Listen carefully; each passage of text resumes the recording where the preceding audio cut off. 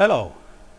This e-lecture provides an overview of the study of language universals, that is, of linguistic statements that apply to all languages. In particular, we will look at language universals and their position within linguistic research. We will define central types of universals, and we'll then look at the typological parameters that allow us to classify the languages of the world and language universals. Two major methodological approaches have been adopted in linguistics as far as language universals are concerned.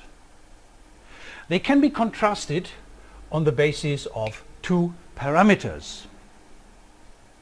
On the one hand, we can ask the question, how many languages should be chosen for universal statements? And we have two possibilities. On the one hand, we could look at a large number of languages, that is 1 plus n languages. On the other hand, we could confine our statements to just one language. Since all languages share the same core, one will suffice, would be the argument. A second parameter concerns the formulation of the type of universals, that is the degree of abstractness.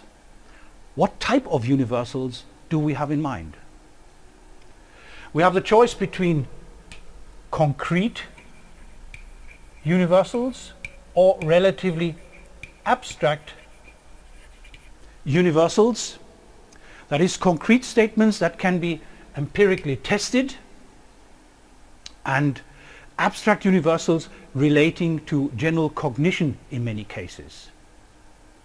The choice of these parameters results in two philosophies concerning universal research in particular and linguistics in general, namely empiricism and rationalism, by and large associated with two key figures in linguistics, Joseph Greenberg and Noam Chomsky.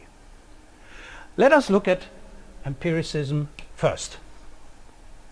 Some linguists have argued that in order to carry out research on language universals, it is necessary to have data from a wide range of languages. This empiricist view is most closely associated with the work of Joseph Greenberg.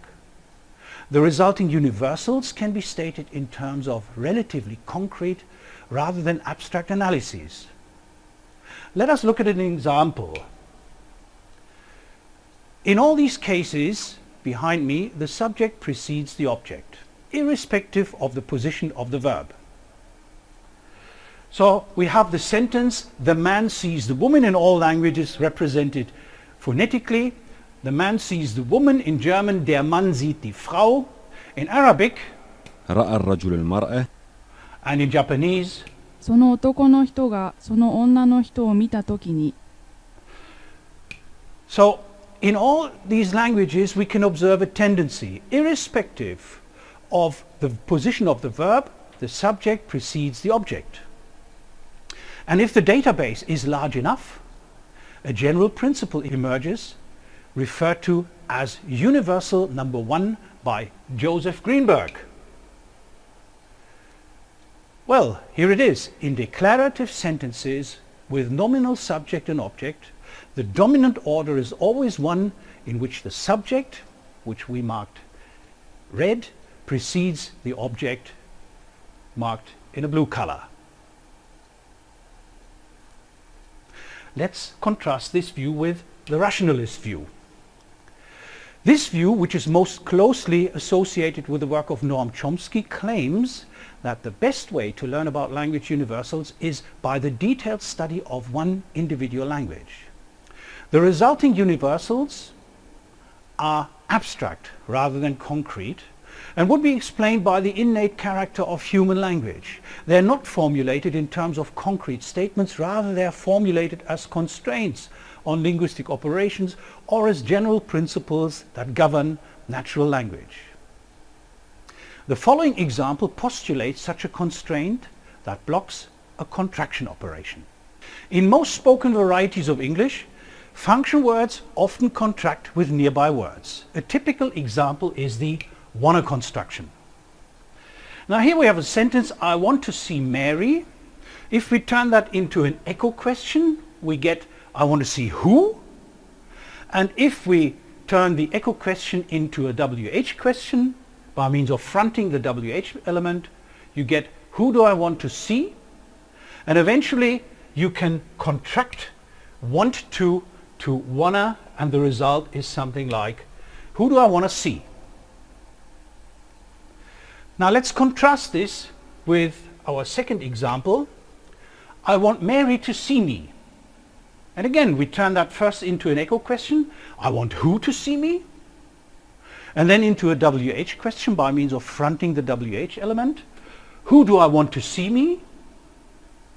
And then we contract this want to wanna. Who do I want to see me?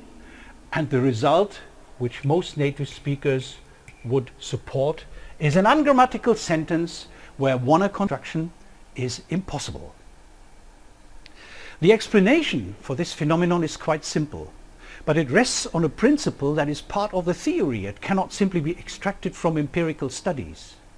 It rests on the principle that elements that are moved leave behind traces. Traces are syntactic material that is phonologically empty. Whereas the trace in the first case is sentence final and does not interfere with want and to, it blocks wanna contraction in our second case because it occurs between want and to.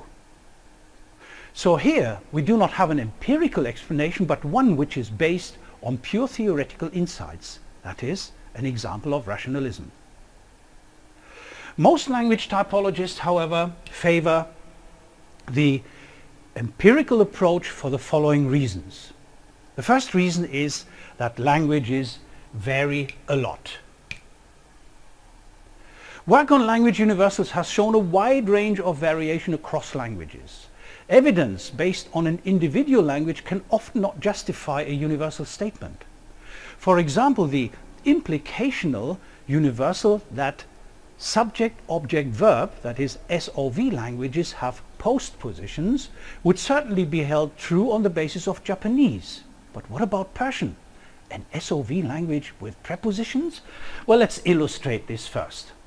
Here we have the sentence in the two languages, Japanese and Persian. The man sees the woman. So here's the Japanese case first.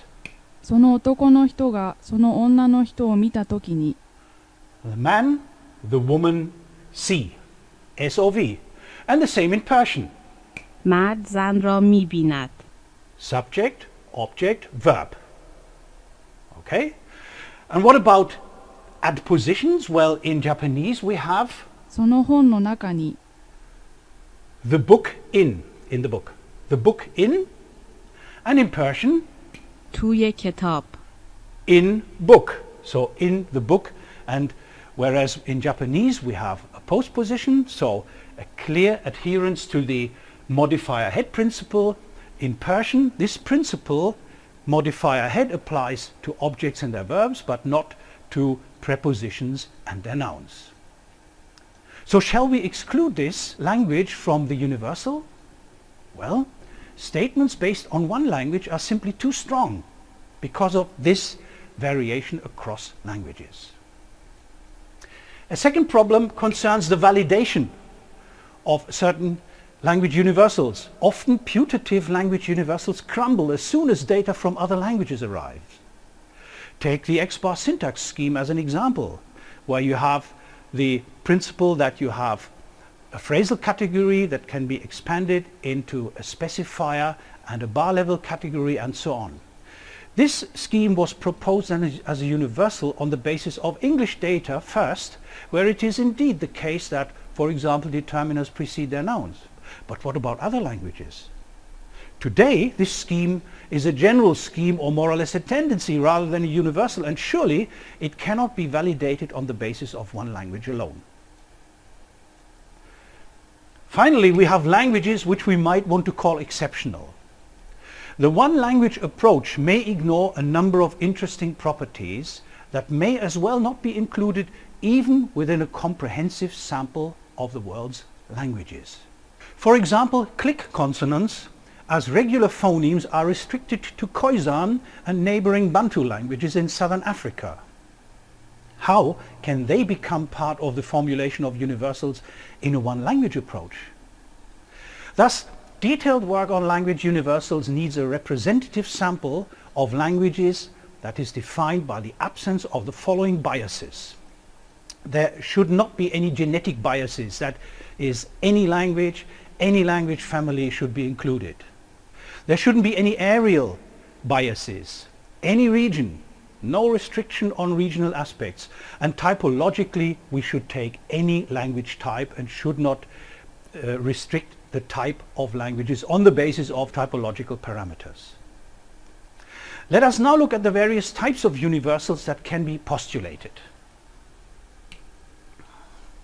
Depending on the theoretical background on the one hand, and on theoretical considerations about the formulation of language universals on the other, universals can be categorized along several parameters. There are, for example, substantial universals. These are universals in a wider sense. Basically, they are the categories that must be present in each individual human language. For example, the set of open class syntactic categories such as noun, verb, adjective, and so on. Formal universals are statements on the form of rules of grammar. In generative grammar, for example, formal universals are expressed in terms of constraints, that is, in terms of mechanisms that delimit the class of possible rules. And then we have non-implicational universals. A large number of properties that are found in the world's languages can be stated without reference to any other property of the given language. These properties are called non-implicational, and they can be contrasted with implicational universals, which relate the presence of one property to the presence of some other property. Absolute universals can be classified as exceptionless. So whenever you find something which has no exception, you call it an absolute universal. And this can be contrasted with tendencies, which are also referred to as statistical universals, and which, well, perhaps you agree, seem to run counter to the idea of having universals at all. How can a universal have exceptions? Well, in stating language universals, these types may often be combined. For example, you can have implicational and absolute universals, you can have formal absolute universals, and so on. A more concrete way of classifying the languages of the world uses a set of typological parameters ranging from phonology to syntax and even beyond. So let's look at them. In principle, one could choose any linguistically relevant parameter along which to typologize languages. However, the range of parameters should be restricted to those along which languages in fact do vary. For example, since all languages have vowels, the presence versus the absence of vowels is no longer of interest for the study of language variation. Let us briefly illustrate some typologically relevant parameters for each linguistic branch. By the way, more details can be found in my e-lecture, The Classification of Languages. Phonologically, languages can be typologized on the basis of segmental aspects such as their sound inventories, the presence or absence of certain segments, or particular segmental patterns. Other phonological parameters use suprasegmental aspects, for example, the phonological structure of syllables, the rhythmic patterning of words and sentences, or tonal aspects. The most important morphological or structural parameter defines languages on the basis of their correspondences between words and morphemes. There are two extremes. Analytic languages with almost no morphology, that is, with a one-to-one correspondence between words and morphemes, and synthetic languages where words may consist of one plus any number of morphemes. The most important parameter along which the languages can be classified syntactically is the order of the functional constituents of clause structure, that is, subject, verb and object. Beyond these major linguistic fields, there are other significant parameters that cross the borderline between linguistics and psychology. Let's look at them. Now, typologizing languages beyond the central linguistic parameters is far more difficult and often less systematic. Furthermore, cultural and environmental aspects may be influential as well. For example, in the Eskimo Aleut languages we find more words for snow than in the Indo-European languages. Nevertheless, typologists have discussed several other parameters. One of them is the numerical system that a language uses. So here we have a set of randomly chosen numbers from 1 to 100, and the central question is, on the basis of which basic number are complex numbers such as, well, let's take 51 as an example, on the basis of what basic number are such complex numbers built? Most languages, for example English, have a decimal system, that is, counting and number composition is based on the number 10. So 51 can be morphologically analyzed as 5, 50 and 1, and numerically we have 5 times 10 plus 1. Georgian, by contrast, has a vigesimal system based on multiples of 20.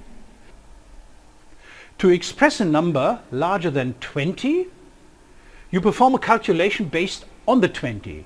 So 51 would be Orm 2, Odsda 20, Ati 10, Erti. So 2 times 20 plus 10 plus 1. Another parameter concerns the use of color words. It has been found that languages can be grouped into a general system ranging from 3 to 7 color terms and more.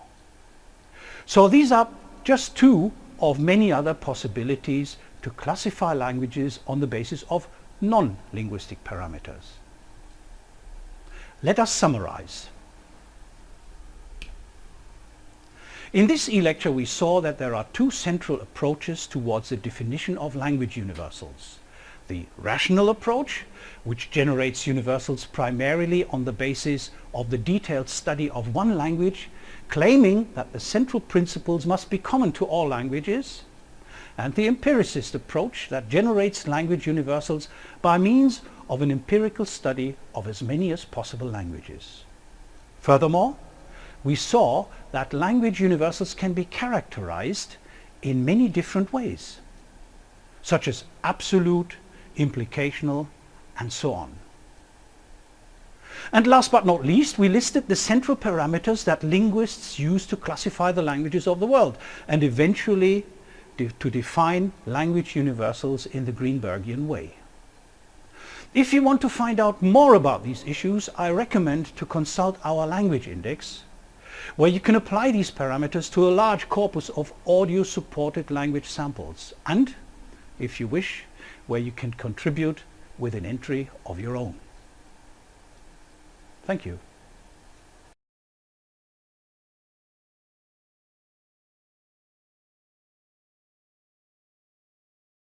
When speakers of different languages interact closely, it is typical for their languages to influence each other. Languages normally develop by gradually accumulating internal differences until one parent language splits into daughter languages. This phenomenon of language contact is responsible for the world's vast linguistic diversity. The following forms of language contact constitute the focus of this e-lecture. First, we will deal with several aspects of borrowing. We will then turn our attention to the principles of multilingualism and diglossia, and will eventually look at Pidgin's and Creole's typical contact languages. Let us start with borrowing. Now, when languages come into contact, they tend to take words from one another and make them part of their own vocabulary. These words are known as loanwords, and the process is referred to as linguistic borrowing.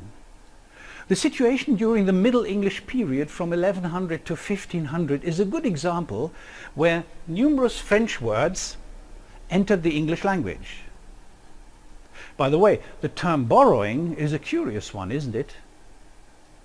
Neither does the lending or donor language lose the borrowed word in the process, nor does the borrowing or recipient language intend to give it back.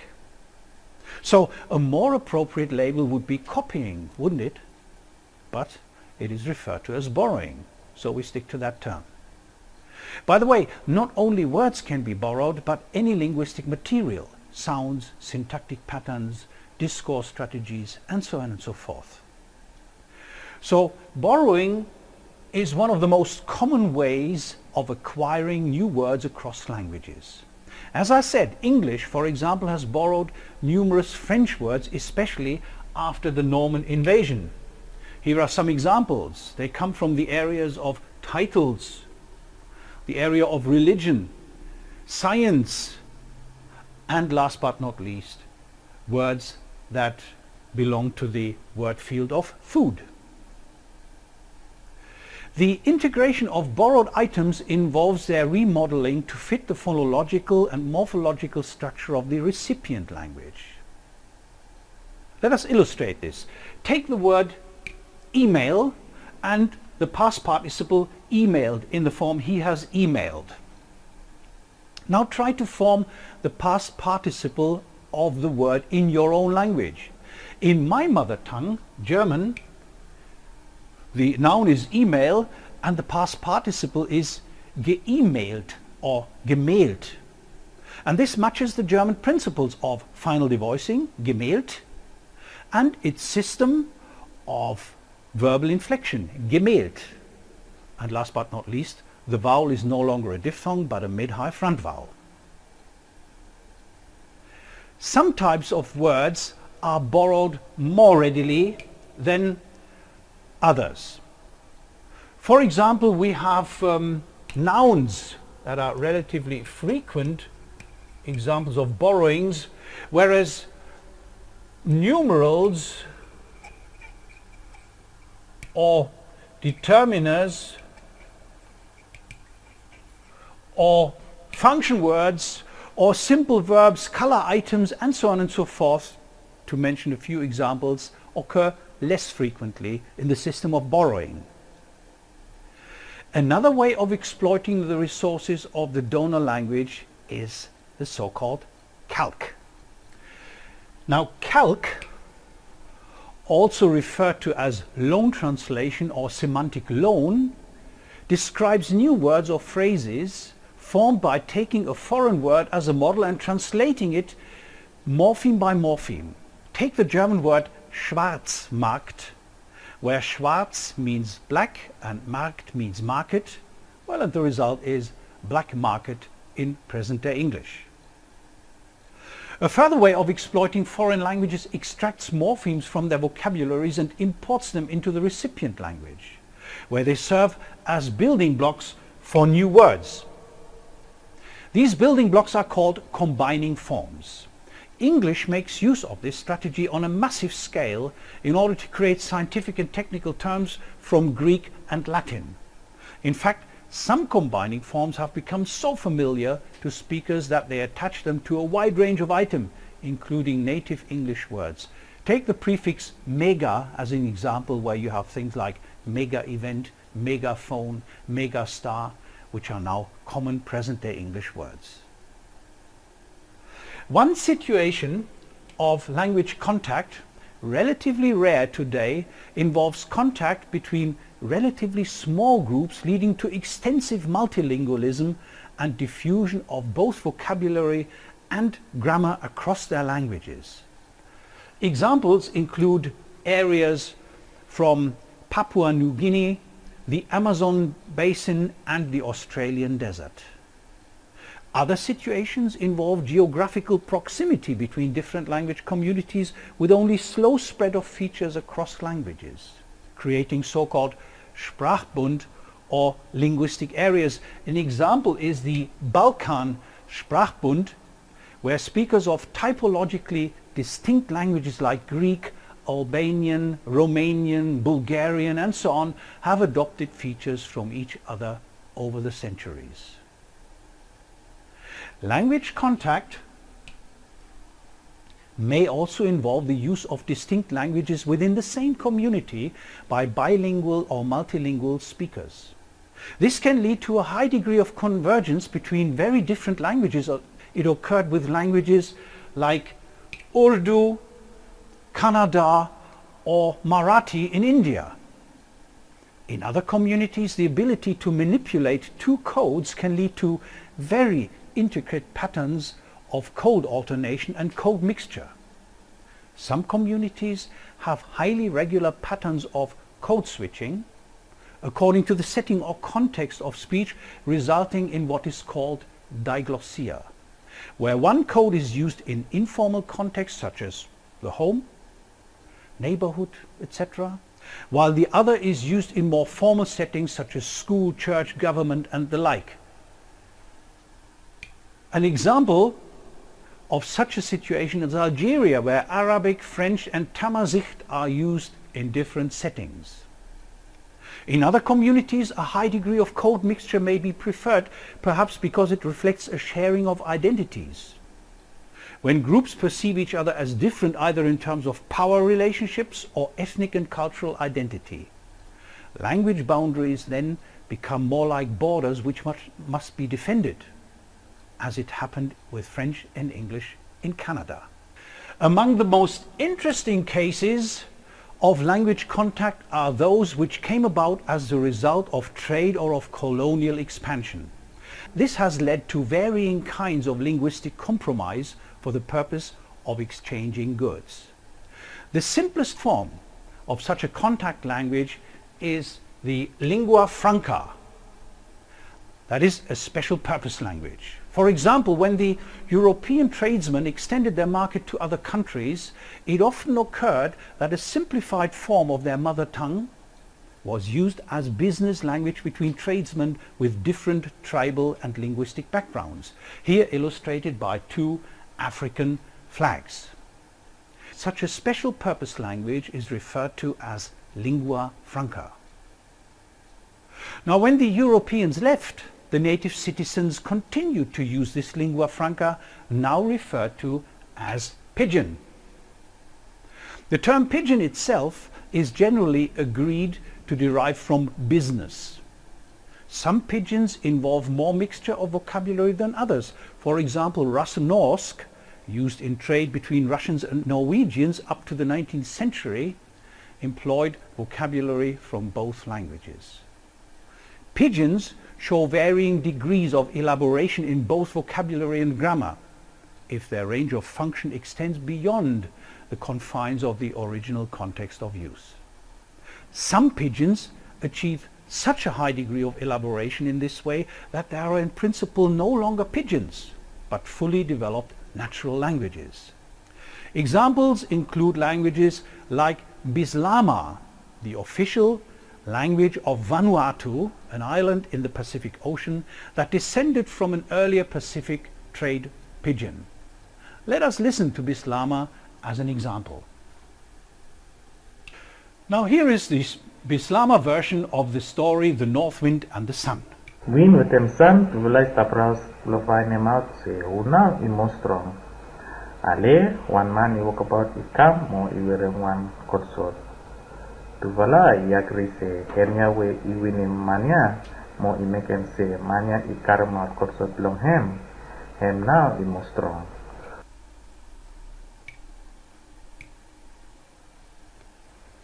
Well, okay, this illustrates that Bislama is a language in its own right.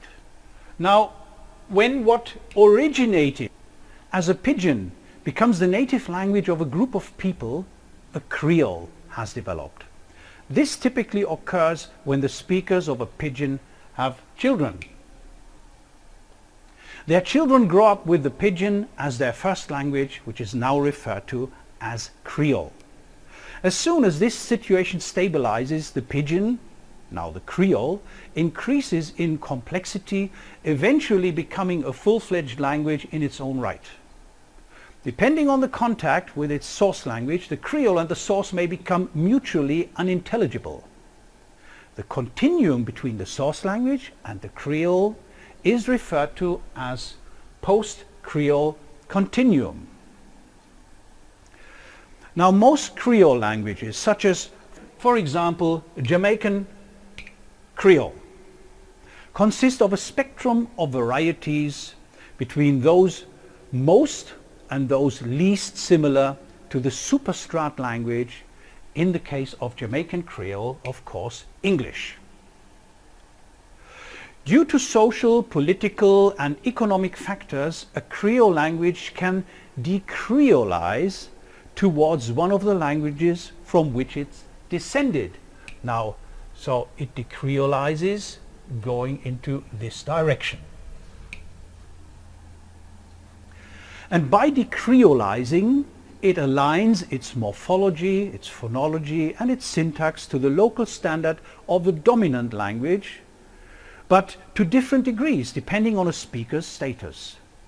The following terms are used to define the so-called post-Creole continuum. On the one hand, we have the so-called acrolect, that is the Creole form closest to the superstrat language. This can be contrasted with the basilect, the form that is most remote from the superstrat language, and somewhere in the middle and intermediate form of the Creole is called the mesolect.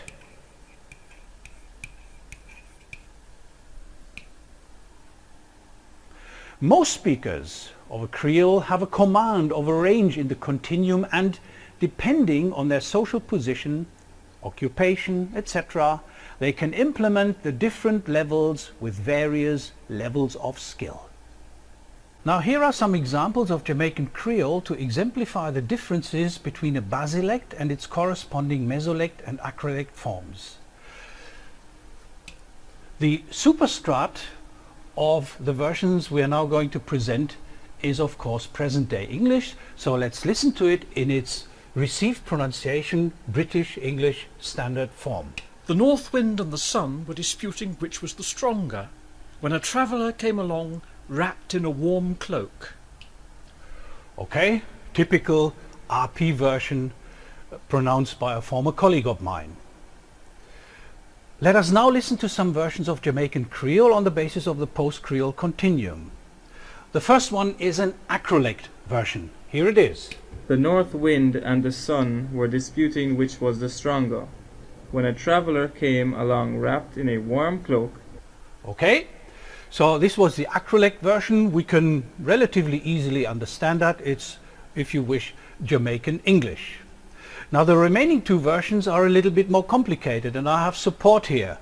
Now, to my left is Andre Sheraya. Andre Sheraya comes from Kingston, Jamaica, and he will do the basilect and the mesolect versions first. So, Andre, welcome first. Thank you for having me. Would you like to introduce yourself? Yes, my name is Andre Sheraya, and it's a pleasure to be here helping with this session. Okay. Okay, thank you, Andre. Now, can we start with the mesolect version? Can you read that for us? The north breeze and the sun are argue about who stronger than who. When one traveller come wrap up in our sweater. Okay, thank you very much. That sounds relatively remote from English, but there are some things which we can understand relatively well. And now the basilect version, please. The north wind and the sun did a cuss about which one of them stronger. When them see one man come well wrap up in our sit now look like our winter cloak. I didn't understand it at all, I must admit. And this is then really unintelligible to me, and thus a language in its own right. So thank you very much, Andre, for this demonstration. Thank you for having me. Okay, let's now summarize.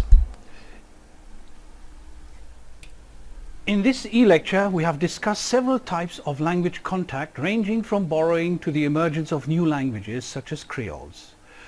But we should be aware of the fact that it's not languages that come into contact with each other, but that it is always the speakers of the languages who are in contact. Their attitudes towards each other will by and large affect the way they speak. If you want to find out more about contact languages and about all those languages that have influenced each other, I recommend consulting our new language index, where you can examine a large corpus of audio-supported language samples and, if you wish, contribute with an entry of your own. Thank you very much.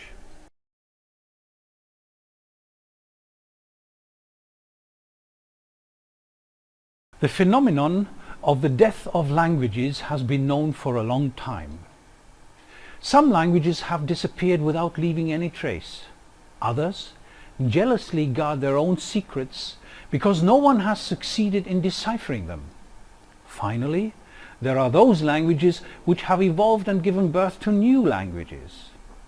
We know that, like any living thing, a language placed in a specific context blossoms or fades away and dies. This e-lecture gives a brief description of the phenomenon of language death and discusses the following aspects.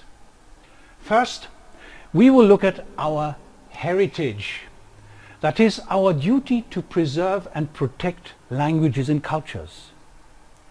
Then we will look at the mechanisms of language death and language endangerment, before finally we will look at some aspects that can be implemented to protect languages from dying out by and multilingualism.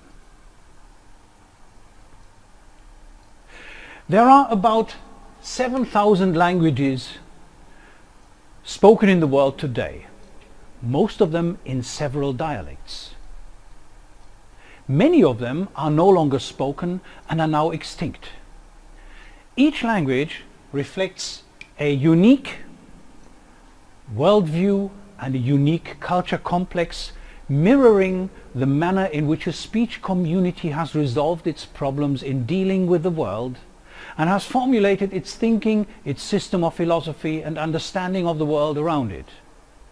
In this, each language is the means of expression of the intangible cultural heritage of people, and it remains a reflection of this culture for some time, even after the culture which underlies it decays and crumbles, often under the impact of an intrusive, powerful, usually metropolitan, different culture. However, with the death and disappearance of such a language, an irreplaceable unit in our knowledge and understanding of human thought and worldview is lost forever. For this reason, the protection of endangered languages is among the most important goals of modern linguistics. But what exactly is language endangerment? A language is said to be endangered, or at least potentially endangered, if it is no longer learned by the children, or at least by a large part of the children of that community, say at least 30%. If a large portion of the children switch to another language, then more and more children will act likewise, until there are no child speakers left, and the language will eventually disappear with the death of its last speakers.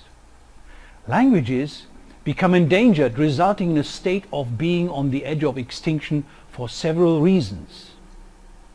The first of these reasons is the forceful splitting up and transplanting of the speech community that speaks a given language, putting small groups or even only individuals of the speech community into communities that use other languages.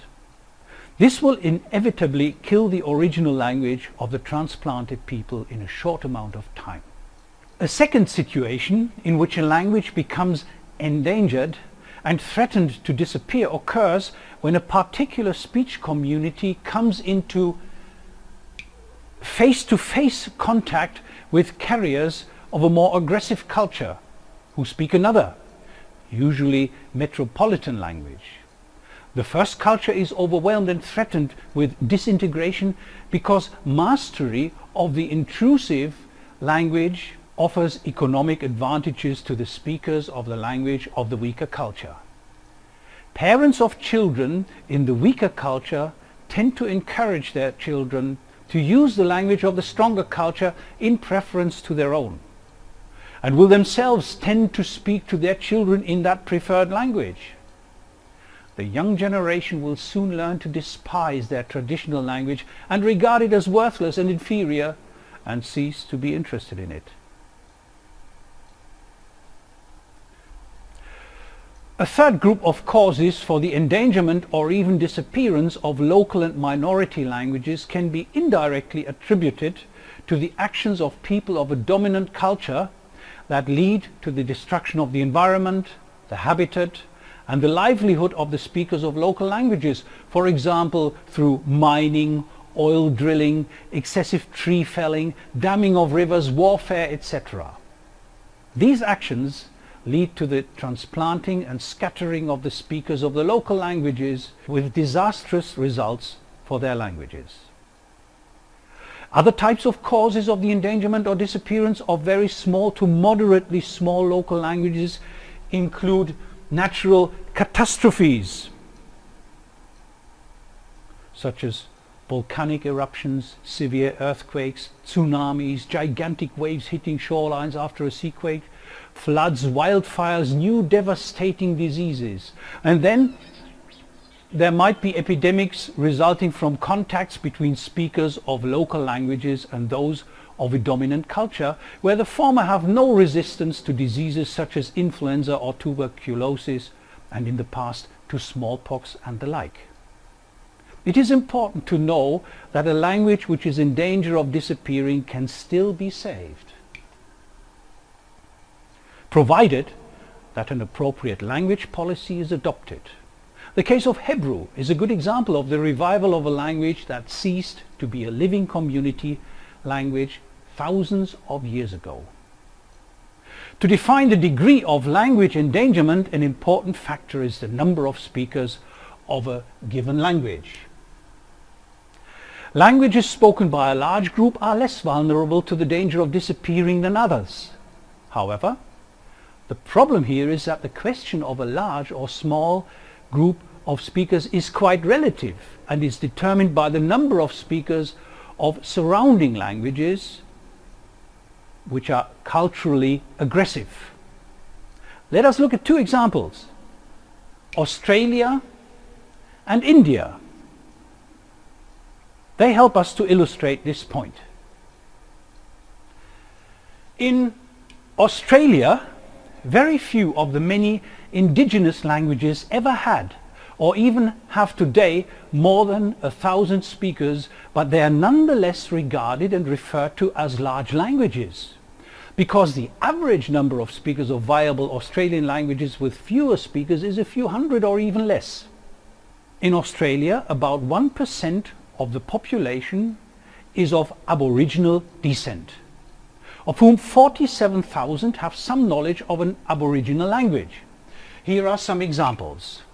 There are languages such as Aliyawar and Anindilyakwa with 1,000 or more speakers. And then there are highly endangered languages such as Jirbal, Yidin and Gumach with a few hundred or even less speakers. In 1995, about 200 Aboriginal languages were still spoken. Now, only 100 or so remain, and most of them highly endangered. Aboriginal languages were traditionally spoken by relatively small groups, but each had its territory, its culture, and the transmission assured. When the Europeans arrived, they occupied these territories, massacred the people, and almost destroyed Aboriginal cultures. In India, on the other hand, in areas around India and in India itself, where languages such as Hindi, Gujarati or Bengali have millions of speakers, languages like Brahui with 2 million and Hindko with 600,000 speakers are regarded as small languages and will feel pressure from neighboring languages with these several dozens or even hundreds of millions of speakers. So the question of large or small numbers of speakers is quite relative and is determined by the number of speakers of other languages surrounding languages which are under pressure. The dying and disappearance of languages has been going on for thousands of years as a natural event in human society, but at a slow rate, with few languages here and there in the world disappearing slowly over the years. This trend sometimes increased locally for a short period of time. For instance, when a powerful, conquering group of warriors attacked and killed certain small groups of people, such as the North American Indians, speaking a variety of different languages and whose languages died with them. Or when natural disasters such as violent volcanic eruptions or great floods wiped out small tribes of people who spoke a number of local languages. However, such events did not bring about the disappearance of hundreds of languages at the same time and at a steady or increasing rate, and did not result in a drastic and catastrophic reduction in the number of languages spoken in the world. The current situation, however, over the past 300 years or so, has seen a dramatic increase in the death and disappearance of languages. A few of those, such as Latin, Greek, or Sanskrit, to name a few, have been kept alive artificially and are still widely known, and sometimes even spoken in certain special circumstances by quite a number of persons, and maybe in other cases by few persons in the case of ancient Greek and the languages spoken in former Egypt. Today, however, at a steadily increasing rate in many parts of the world, we have to face a situation in which 3,000 or more languages that are still spoken are endangered, seriously endangered, or even dying out. In Europe, believe it or not, our language index lists several dozens of endangered languages, and furthermore, there are still viable languages such as Welsh, which we can put over here, that already show signs of being potentially endangered and might soon enter the phase where they will face disappearance. There are many examples of the four main reasons we have already given for language endangerment. A paradoxical way to prevent a language from becoming endangered is to promote bi- and multilingualism, which is already the norm in many parts of the world, with several thousand, especially smallish languages spoken by bi- and multilinguals, irrespective of whether they are just a few members of a speech community or very many, or the entire community. The main advantages of bilingualism can be seen in what you call bilingual speech performance. Now, bi- and multilingualism make it possible for speakers of languages under threat from languages spoken by bearers of aggressive cultures and civilizations to acquire a good knowledge of the latter for economic and other reasons, while maintaining a good knowledge of their original languages. This allows them to preserve their cultural and traditional identity and maintain their own self-respect and self-esteem. Bi- and multilinguals tend to be superior to monolinguals in having more flexible, more alert minds and a greater and quicker thinking capacity on the basis of a much greater volume of memory which they have for mastering two, or in the case of multilinguals, even more than two different language systems with different vocabularies, different grammars, different sound systems and different idiomatic expressions.